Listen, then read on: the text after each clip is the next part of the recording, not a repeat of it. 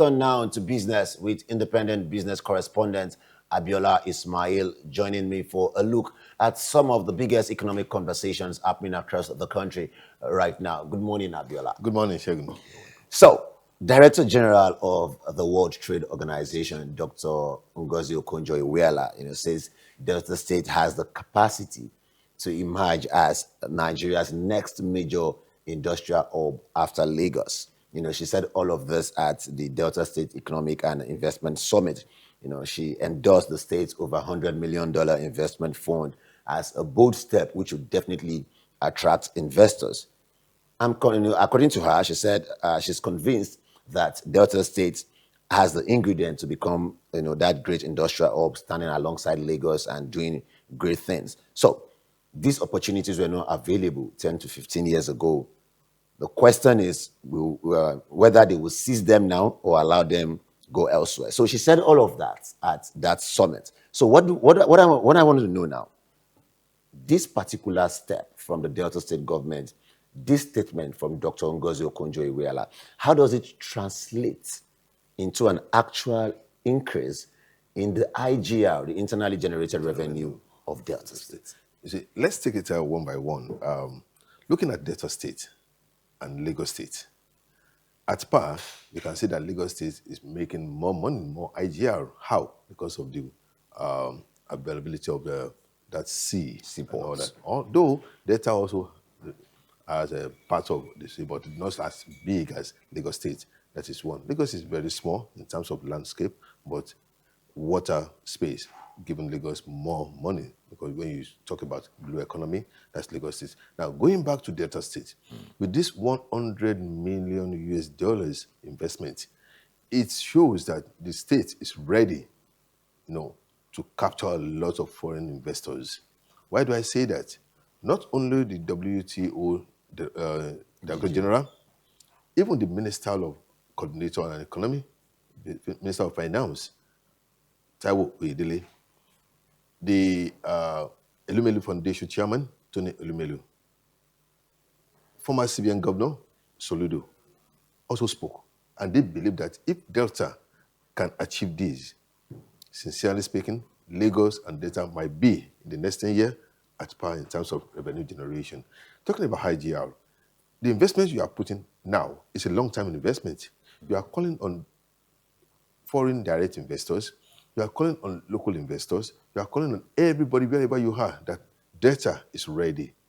You might be, in the dark before, but now we are ready. Come in, we give you whatever that you want, and we believe that by the time we translate that $100 million US into playing the part, in the next 10 years, maybe we have triple of that money in Delta State. And when you're talking about triple, you're talking about $300 million US. And by the time you are eating that, Nigeria we also gain. How? Nigeria is looking at $1 trillion US economy by 2030. And if Delta alone can produce 300 million, maybe in the next, we have maybe 4 years, 100 million, 200 million, and Lagos is also contributing. And Kano is also looking at what Delta is doing. Sincerely speaking, Nigeria, before 2030, we hit that $1 trillion US. So you just mentioned Kano now, because I was about to ask that other states, can't they imitate this kind of giant step from Delta? How easy do you think it is? Or are there stumbling blocks that will make it difficult for other states too? Because if every state can, target something of this magnitude, that's big. What do you? That's why I mentioned Kano. I believe Kano has the landscape. Kano has historical background when it comes to Grand Pyramid of that time. I want to believe that by the time Delta, begin or commences all the economic apparatus that you put on ground, Kano will look at it and say, okay, from the north area or from their own zone, they can also come up with something like that. Or your states also can make use of it. And then let me remind you, every state has solid minerals that is peculiar to your state. If you can go into that, call on the Minister of Mines and solid as Mr. Dele Alake. Okay, we have this in our state. Get a policy that will ensure that the state government can control it. Okay? If you can do that, then from the proceed that you are getting from that raw material, from that solid mineral that you have, you also can turn your state into economic hub. And mind you, we are saying that Lagos State is economic hub because Lagos State is, you know, the transport area when it comes to sea level to any other state in Nigeria. If you are not bath in Lagos State, then you bath in Port Harcourt. That is why these two states, River State and Lagos State, have becoming the Always giants. been at the top. Always been at the top. But if Delta also can now join into that league, sincerely speaking, I believe that talking about job creation, talking about creating the enabling environment, talking about cost of production coming down, talking about having good policies of economic policy for each state, it will work for any state that believes that, yes, I can do what Delta State is doing. Lagos, yes, everybody knows Lagos, hub of economy in Africa, not only in Nigeria. We have refineries. We have refineries also in Delta. We have banking. We have banking also in Delta. We have this. What do you have in Lagos that you don't have in There has Delta? been a long time controversy about our VATs in Nigeria, the sharing formula, with a lot of people saying those up north are not doing enough, to fight towards increasing their IGR. We've seen Delta State now is in the south making efforts. Why is the body language a bit complacent, a bit relaxed in the north when it comes to this IGR thing? We need to understand one thing. The northern part of the country, they are more agrarian, unlike Lagos, Delta, River, that industry is industrialized. That's one thing. Yes, when you take Kano, Kaduna, go to north, no other state can boast of industrializer area, coastal areas, you understand? If all these states can also go into that, but they cannot even go into that because they are the food basket of the nation. What they are sending from north to the south is what we rely on. How many of us in the south believe in, okay, let me go to the farm, let me go and produce. But if you go to Kebbi today, if you go to Jigawa, if you go to all these areas, they are agrarian. Yeah, but does that give them the kind of weight of revenue that those states in the south have? Agric farming, as a farmer, you believe in whatever that the proceed from your farm. And what do you want to compare? When you bring your yam, your tomato, your okra to the farm, compared to industry that is producing tire, industry that is producing cars, industry that is producing the turnover. The turnover is different. You understand? Then, when you now look at, yes, we are going to the farm, security problem, it's also affecting them. Then, where do you want them to get? Most of them, once they collect the allocation from federal government, they go to sleep. If you live in the north very well, not all the states, but there are some states that they don't even do anything. Civil service, go to office, come back home, collect your salary, believing that, okay, next month I'll collect another one. What are you contributing to the state government? All right, let's go to something a bit different now. I think the last time we had a discussion, we talked about the manufacturing sector, and we will just go into that a bit now.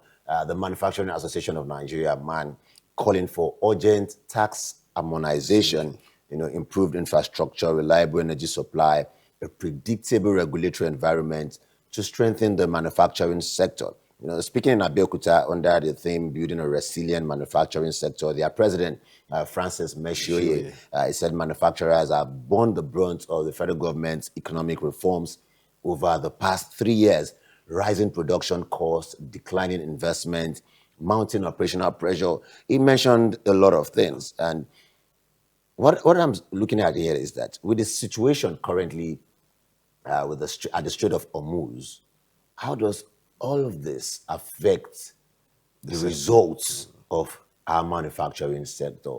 How do they survive such that the ordinary man doesn't bear the burden of these policies? You see, like I used to say, manufacturing sector, stands as the second employer of labor, apart from the government.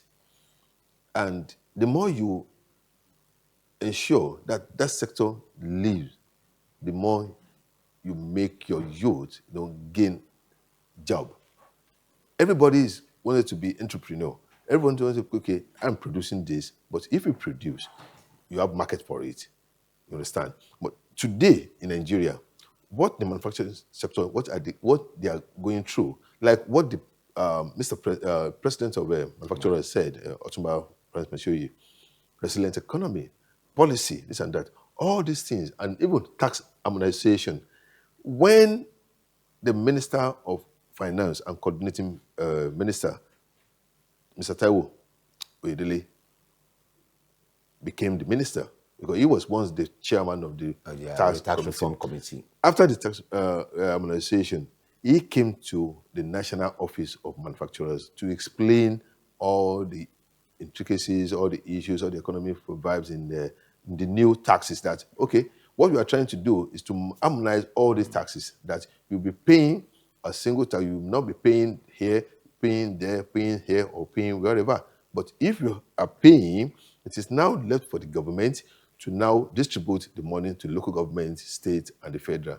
But instead of you paying this local government, if you are transporting your goods in Lagos or from Kaduna to Lagos, all local government, you will pay before you get to Lagos. Once you have that tax, that sticker on your car. But what they are doing now is no more multiple taxation.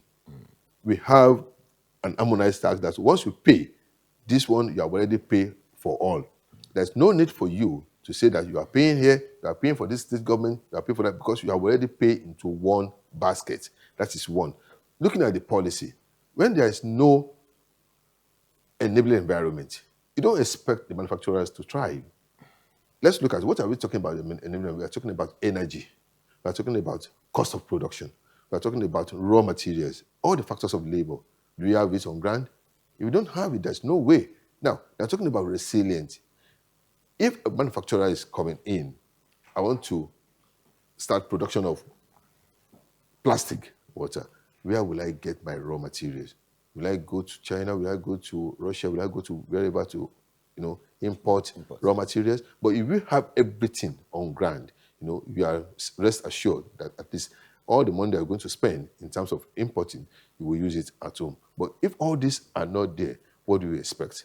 Now, when you are now saying that manufacturers, you are producing this, industrial policy says you must pay this because of pollution, you must pay that because of the land you are using, you must pay that because of the chemicals that you are putting inside the drainage and all that.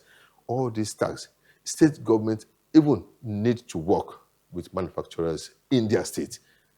They need to work with them. Why? Lagos State will come up with industrial policy, pollution, you must pay because we are doing this.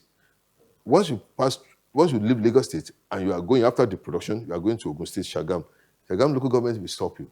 You have to pay me because you are passing through my land. These are the areas that I believe the federal government, through the Presidential Committee on Taxes, then try to put everything together. Once you leave Lagos till you get to Kano, nobody should stop you. That is what they are calling for. Then that was a time they also called for a single window interest rate. Don't let us pay double digits in the interest rate. It is not done. It's not even healthy for the growth of that sector. If federal government can look into all these things, then talk together, rub minds together, they are the players on the field. You are just a policymaker. They are the players. They know where the thing is pinching. All right, now let's just hit this one straight on the head. Nigeria's perennial high cost of production. In few words, how do you think this can be crushed? Before it can be crushed, we have to look at what is happening at the Middle East first, because Nigeria is not in isolation. Sure. Whatever that we are doing, we base everything on what? Energy. On what? Gas. On what? Petrol. Those three things, and they are coming from where? Oil and gas sector. As of today, Omo is not resting. Even the alternative route, Red Sea, is not resting. And if you are getting any positive information from that area, it has to come from the other man, not from another country, not even from Trump or from Israel. It has to be from Iran. It has to be from Iran. Because 2 days ago, Mr. President Donald Trump said that, okay, we are having a talk with Iran, everything will come down and all that. And within the twinkle of an eye, we have a 5% reduction in the price of crude Brent oil. crude, yeah. But that does not translate anything because Iran came out and said, we have nothing. We have no discussion. So until this man agrees that, okay, can we go back to the drawing board, to the table, let's discuss how can we ensure peace at the Straits of Hormuz. So what you're saying now is that until the until global we tension eases, eases, thank you, we might not have what we are expecting in Nigeria. Cost of production will continue to go up. Look at it. PSCN, they are still on the neck of federal government to pay all their debts, all their bills. And until federal government pays that, then they cannot say, okay, we will give you enough electricity for you to use.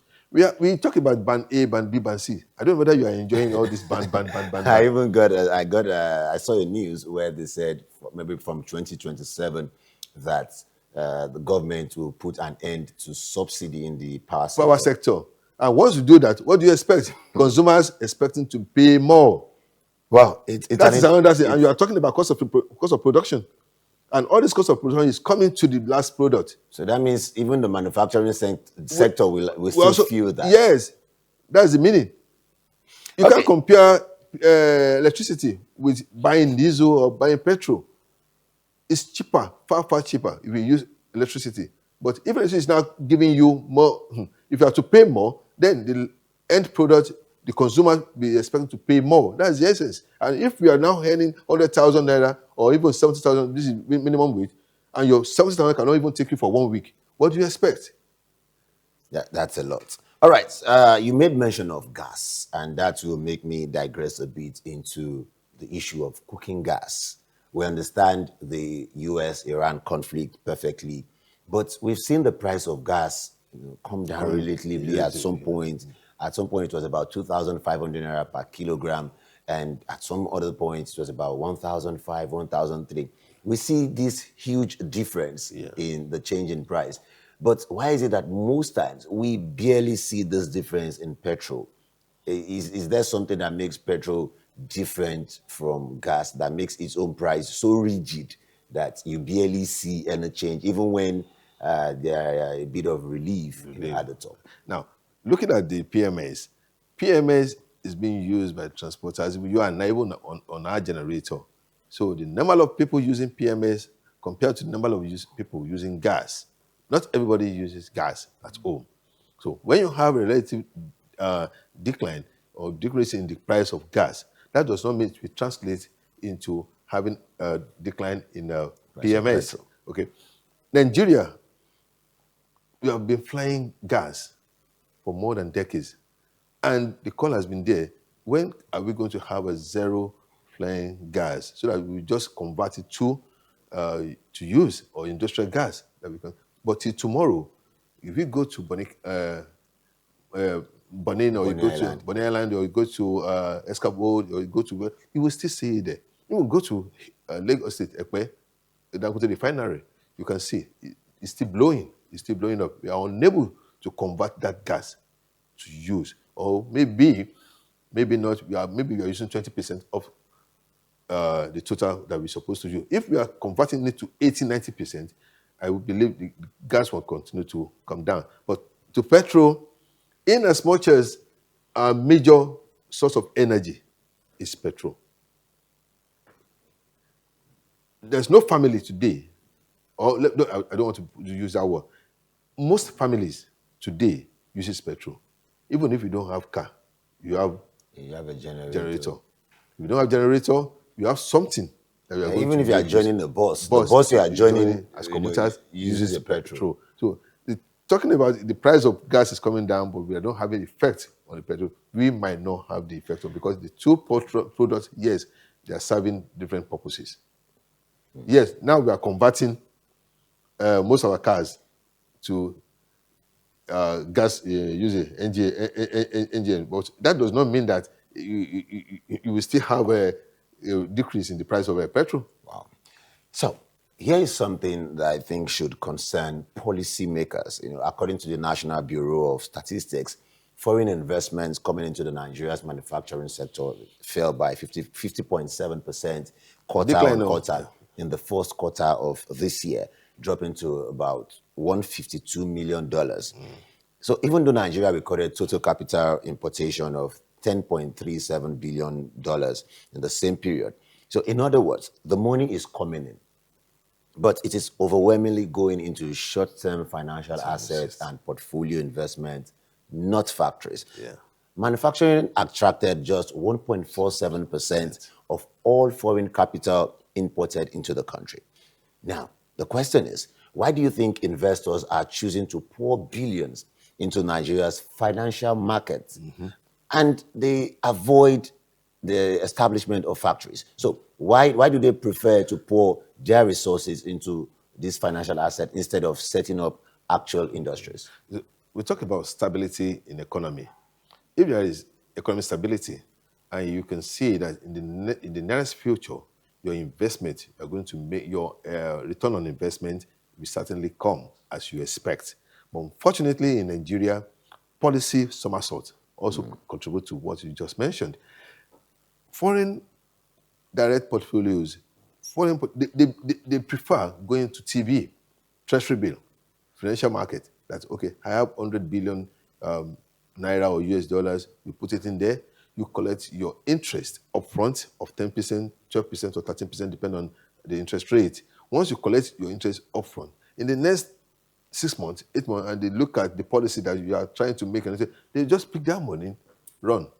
They can go to Ghana. They can go to Sierra Leone. Look for another Financial market that is good, that they can put the money in there. At that time, we would think that you have good inflow of finances, capital coming in. That the money that you're supposed to have used to build industries, plants, and all that.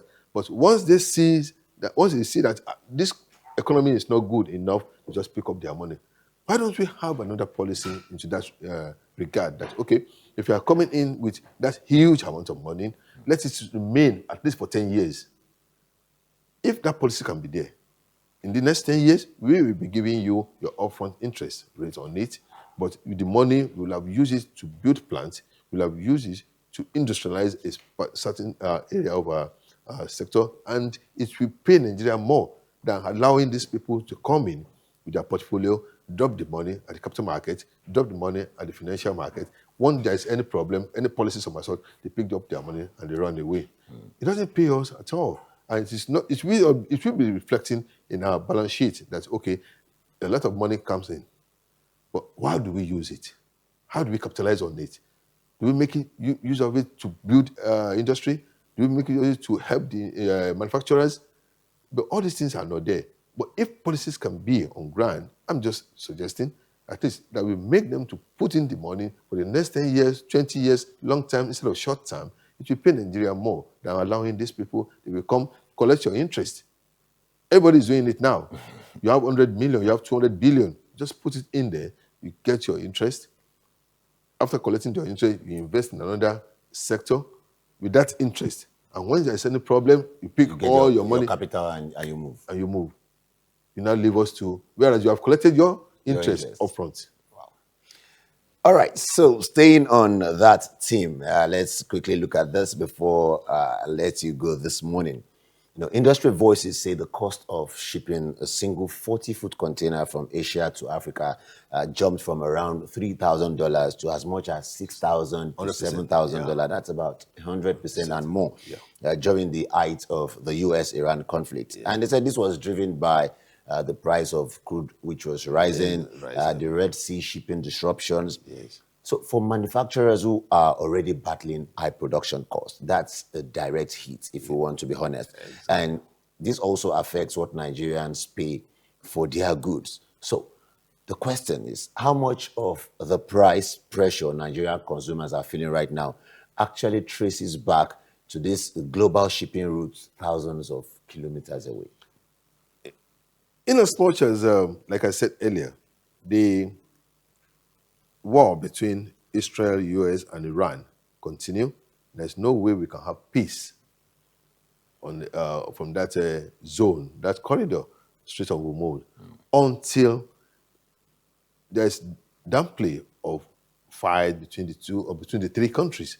Because there's no way you want to ship anything from the Asian country to Europe. you are going to pass through the Strait of Hormuz. And if you want to ship anything from Red Sea to Africa, you have to, from that area To through the Red Africa, you Sea, have to use through Red the Sea. Red Sea, you can see. And any attempt for you to say that, okay, you want to go by any other means to ship anything, then you will get your hands bound. Because while US, Israel is getting more support from other countries, Iran is also getting support from another country, from some countries too. Now, we cannot say that because, example, Saudi Arabia, Yemen, Haiti, they are in the same area. Sure. These two countries, Yemen, Haiti, are supporting Iran. And for any attempt for Saudi Arabia to try to use the US, to use the Red Sea, it will be another problem. So in as much as there is problem on that route, on that corridor to transport this thing, and for years, there has never been any other route. If there has been premonition that, okay, one day This will happen. this will happen, they will have at least created another route that will help. But until the war comes to an end, to have anything shipped from that area, Middle East, Asian country, to the side of Europe or to Africa, Okay, that will make me ask this it's question. a Though I problem. said this was going to be my last, because looking at the peculiarity of the Strait of Hormuz and how much control Iran has over that strait, there's been a debate on the global stage that one country shouldn't have such power and control over such a corridor that is so important to That's the why I world said at that, large. that this will have think ahead. That okay, in case something happens, How do we how manage do we it? manage it? But unfortunately, they are unable. Well, maybe this crisis will just open everyone's Sure, eyes to everyone this. had to use another. So, finally, before I let you go, putting all of this together, everything we've discussed, from Delta positioning itself as an industrial hub to manufacturers pleading for tax relief, for foreign capital avoiding factories, and global shipping costs, squeezing all of us. What's your honest read on whether Nigeria's manufacturing sector is actually turning a corner, or they are just barely surviving? No, what they need, what I believe they can do now is in Nigeria we have coal.